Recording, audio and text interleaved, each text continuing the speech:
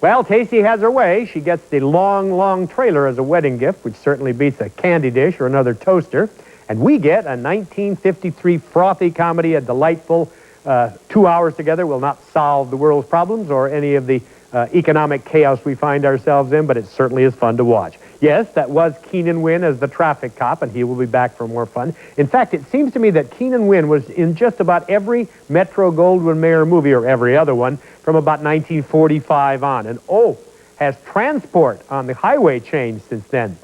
If they were making the movie now, it'd have to be the Long, Long RV. Can you imagine the bravery it would take, the courage to put that huge trailer on a trailer hitch and take off somewhere? Wow.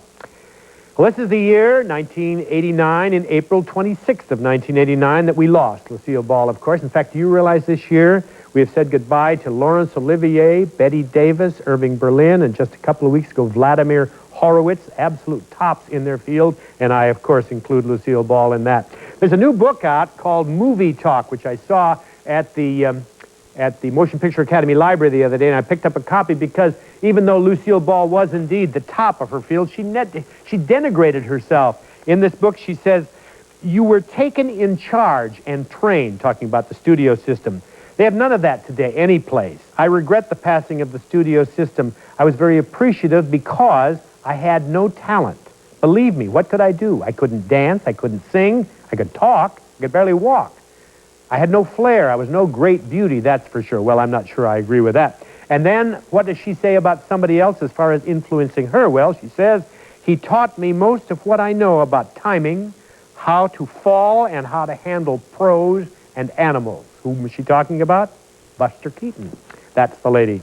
The story of how Lucy and Desi, of course, changed the history of television by their filming their Monday night series was in all the obituaries about the lady. And just the other afternoon, I sneaked across the channel and looked in at the competition and saw the wonderful Brown Derby sequence with Bill Holden and getting it in the lap. Oh, boy, that was so wonderful. And it was made about the same time our movie was because he plugged the country girl in it. He was shooting the movie at the time, and, of course, it was a great honor to be asked to be on the show, but they also had to bring some sort of plug from the studio that allowed their stars to show. And he plugged the country girl, which was 1953 as well. So what you're watching and what that was doing on the air were shot about the same time. Back now to the delightful Long, Long Trailer.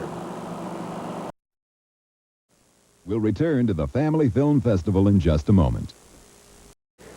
With Marjorie Main and Keenan Wynn and Moroni Olson heading up the cast that supports the great team of Lucy and Desi, our movie is The Long, Long Trailer.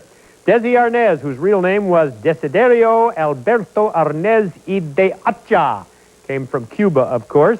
He was in the original Broadway company of a musical called Follow the Boys, and came out and had a very hot orchestra that traveled all over the country, did a lot of B pictures over at RKO, and, of course, was the man that Lucille Ball insisted be her husband in I Love Lucy, even though it was kind of a radio version converted to television. She had done a show called My Favorite Husband with Richard Denning, and when she brought it to television and became I Love Lucy, she didn't want Desi traveling all over the country with his band, so she said, he's got to play my husband, and he did, and it worked, or did I have to tell you that?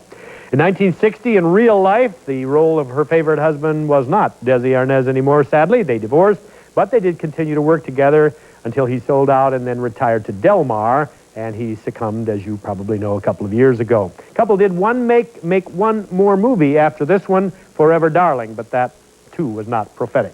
Back now to The Long, Long Trailer from 1953.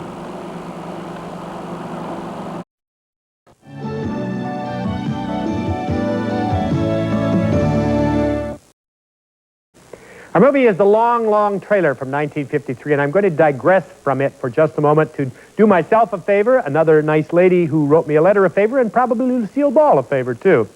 You may remember in the episodes of I Love Lucy, one of the funniest ones where she and an Italian lady stomp grapes with their feet. Well, that lady's daughter, Elvira D'Amico Mastro, sent me a note about 3 or 4 months ago. Her mother had died, and Lucille Ball had died, and she said, did I know that when Lucille Ball visited the Merv Griffin show one time a few years ago, they were talking about that particular episode, and some publicists thought it would be amusing that if they said the lady on the show was a grape picker, really from Northern California, was illiterate and couldn't speak English and came down and just did the one show.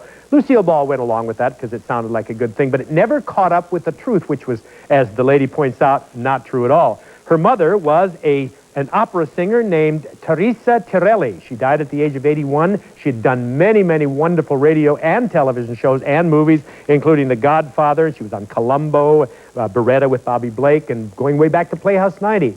And it never caught up with the truth. And I'm sure Lucille would want it to be known that this lady was not some illiterate, nothing wrong with being a grape stomper from Northern California. But if you have a career going, it wasn't really...